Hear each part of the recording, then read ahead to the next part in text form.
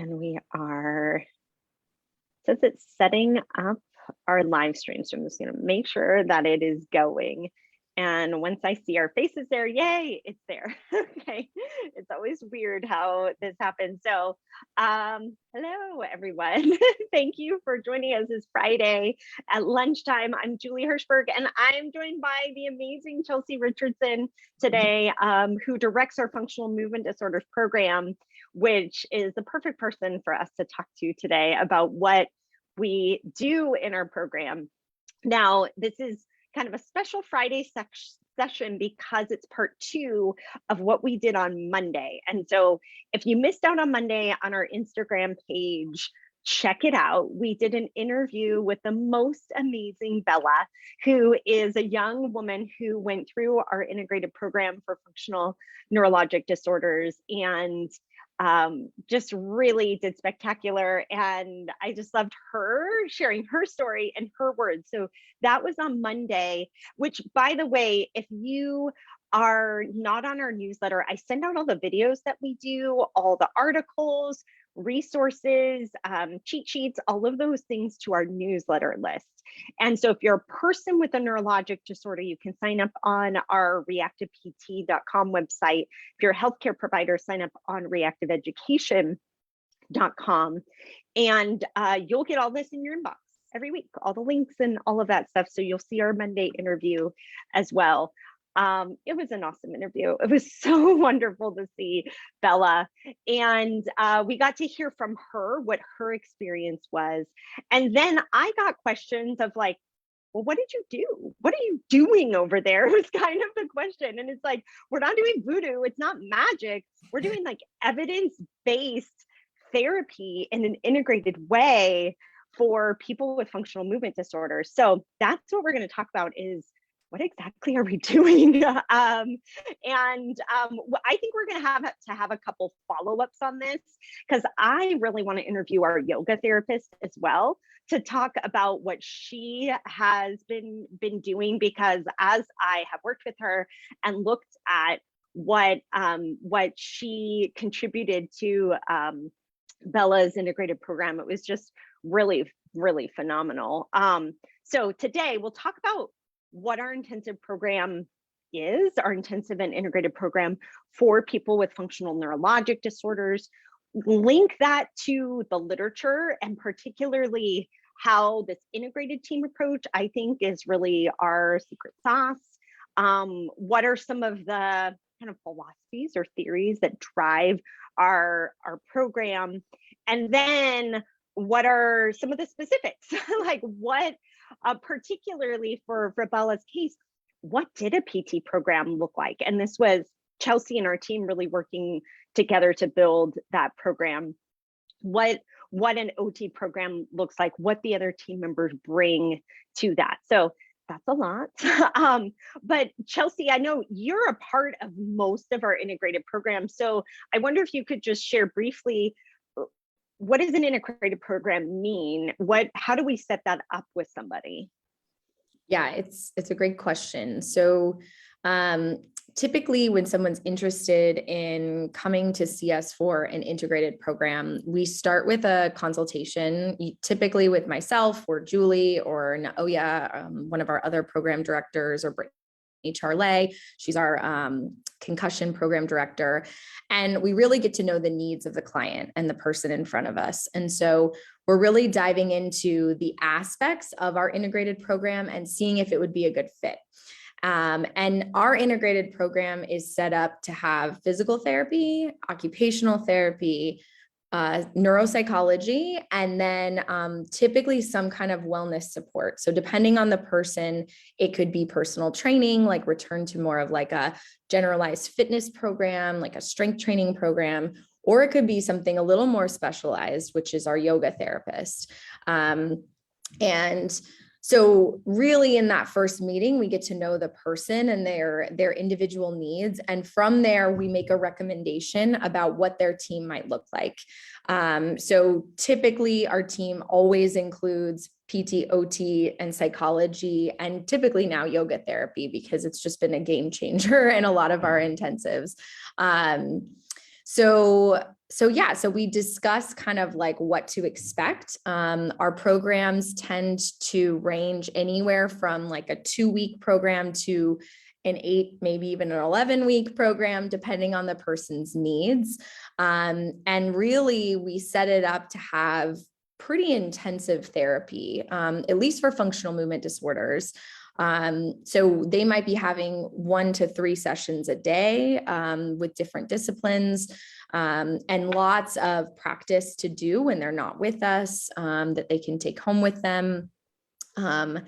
And then we meet once a week as an integrated team to discuss the case. And so I think that's really been like the huge, big, like game-changing factor that we've all really found in the most recent intensives is the ability to really spend time and connect as a team and really figure out who is supporting what area of their treatment progression, really hone in on specific areas that person needs, and really utilize the skills of the whole team, right? To really make a whole integrated approach for recovery in functional movement disorders. So that's what our programs look like. And people typically get in contact with us. They fill out an application. We do this free consultation, and then we kind of hit the ground running with planning and providing assessment and treatment. It's been just like such a fun ride to be a part of all of these intensives. They are just life-changing. I learned so much from our team, from the different approaches, the different specialties that each team member provides. And then I learned so much from the clients. I mean, I learned endless amounts from Bella. She is just so wonderful. So those are our programs. Yeah. And I agree too. I mean, I love those team meetings for the learning part. And I love being a part of these for what I'm learning from the client, for sure. And, one of the biggest reasons that we moved to this model is that we've done it in a siloed way before. Like, okay, a person just getting PT or just getting OT. And that is where the literature has actually come to really propose that actually kind of further supports this like divide of like, there's a body and there's like a brain and a mind and emotions, and they're separate, right? And if we understand functional neurologic disorders as this like neuroplasticity gone awry, particularly with integration of all of these, the physical, the emotional, the autonomic, all of those pieces together, we can actually, like, it gets to the core of what is the issue in a functional neurologic disorder, is that those are kind of disintegrated, and we want to reintegrate some of those pathways and connections, right? And that was one of the recent articles that came out this year. It was called Integrated Therapy for Functional Movement Disorders, A Time for Change. And I was like, oh, we could have I feel like that was written for us. Like we have said it's a time for change for us. And so this particular article went on to review some of these integrated programs that do take place, that bring a team together, where they literally do a lot of co-treats, they see the person together, they talk a lot, and how much learning and evolution takes place with the therapy team, with the medical team as well. So, and actually they even piloted a program with this where 7 out of 11 of their participants in the program had really big improvements going through a program like that. And so I think it's pretty exciting to see it supported in the literature. This was definitely our intuition, is that we needed this. And certainly then seeing results like Bella's, right? And I know that, you had mentioned we typically see people maybe 4 weeks. And we've even had a couple people that were just 2 weeks, right? How long was Bella's program again? So when we first met her, we prescribed a 4-week program. That's kind of like typically in functional movement disorders, what I've seen through experience so far is that 4 weeks is definitely a great place to start. You kind of need the 4 weeks to really integrate all of the tools that the whole team is giving you.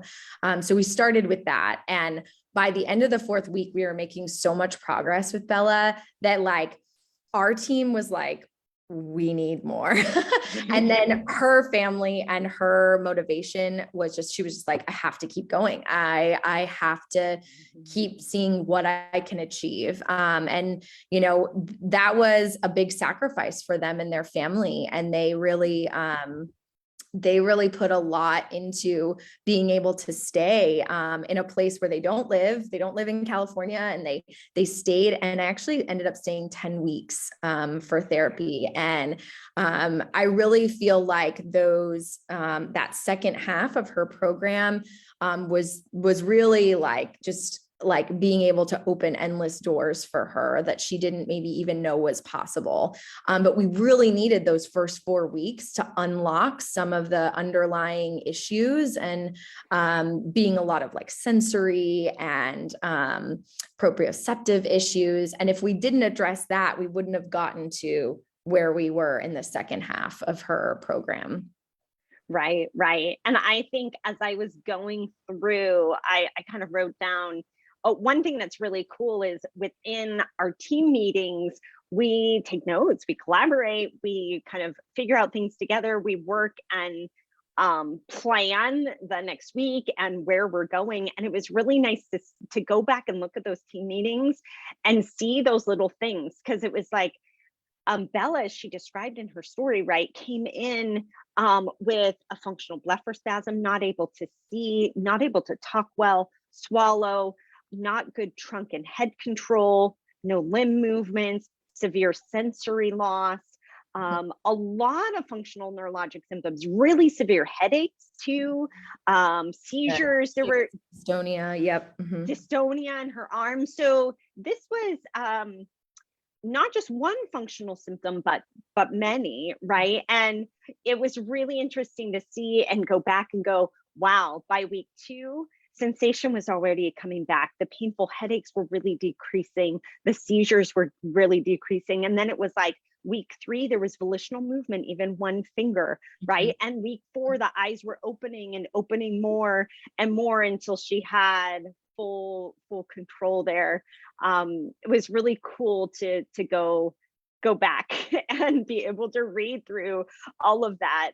And I want to talk about kind of the approach that we took. And I think I can do this. I'm just going to try just to share this kind of top part here. I think you can see just the top part there of the pie chart. For people that aren't familiar with this, we use this pie chart. We talk about it with our clients a lot too. But what you can see in this integrated approach is that it's not just a motor control approach, or not just a sensory approach, or not just a psychosocial approach, but it's actually about integrating all of these pieces together, from motor control, sensory, psychosocial, lifestyle, autonomic, and physical limitations. And in talking to Chelsea about Bella's program, and this is the case in really everybody that we see, what we find shifting sizes of these pieces of the pie as we go. And our team together kind of discovers that and makes those changes along with the client. So our philosophy is not a one size fits all. It's also not a one approach fits all. Each person is so different in how their nervous system and their brain body interacts, that we've got to read that and discover it together with the person. And I think you led our team, Chelsea, to do that so exquisitely with Bella. So for people that were asking me, like, what exactly did you do as PT? I wonder if you could talk through some of the different components and, and maybe even pieces of the pie that you and Lincoln, and honestly, it was a major team approach for her. Yeah. So when Bella first came, I think you painted like a really great picture of her like initial presentation. There were just pretty profound, functional symptoms like severe sensory loss, severe difficulty moving, loss of a lot of volitional movement. And so kind of our first step was seeing like, what does she still have and how can we capitalize on that? And so head control was poor, but still a little bit there. And so we really focused that first week on how might we set up the environment to unlock some more automatic movement of her head.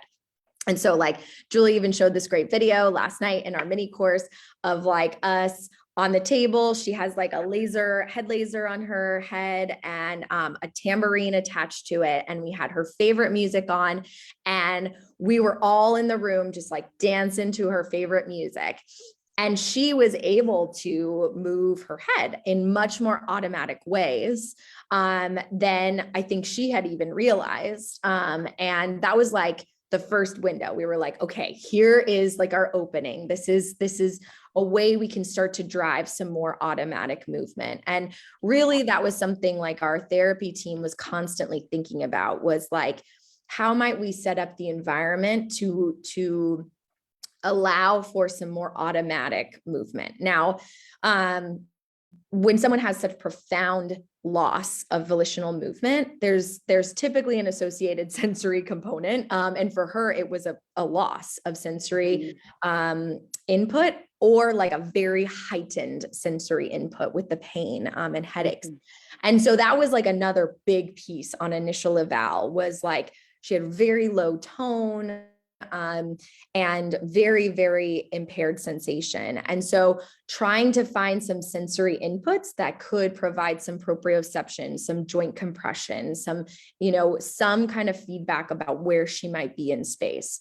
But she's also just like a very joyful young woman. And we got really creative. We got bubble wrap. We got like little beads, like water beads, and we would make it fun and gaming and, like just joyful.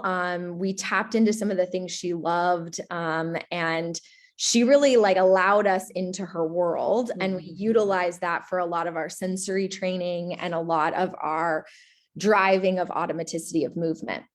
And really by introducing more sensory input, it was like this kind of like unlocking of like what we felt was kind of a shutdown. And she even said that in her live, right? She said she felt very shut down. And that's exactly how her nervous system presented.